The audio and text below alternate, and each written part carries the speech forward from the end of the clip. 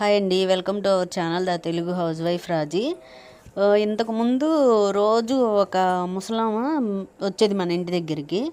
అమ్మ అన్నం పెట్టమ్మా అనేది, ఒక్కరోజు ఏదన్నా తినడానికి ప్లేట్ ఇవ్వు, పెట్టించుకోవడానికి టిఫిన్ లాంటిది గిన్నె లాంటిది ఇవ్వు అని అట్లా అడుగుతుండేది. సరేలే అని ఇచ్చేదాన్ని నేను. అయితే ఎప్పుడొచ్చినా నేను ఎవరికైనా సరే మిగిలిపోయిన అన్నం ఏం పెట్టనండి. వేడన్నమే పెట్టేదాన్ని, ఆమెకి అదే పెట్టేదాన్ని. ఎప్పుడన్నా ఆమెకి బట్టలది కావాలన్నా, నైటీలది కావాలన్నా అడిగేది, నన్ను తీసుకెళ్ళేది. తర్వాత కొన్ని రోజులు కనిపించలేదు. అంటే మన ఇంటికి కొంచెం అవతలగా ఉండేవాళ్ళంట, నాకు తెలీదు.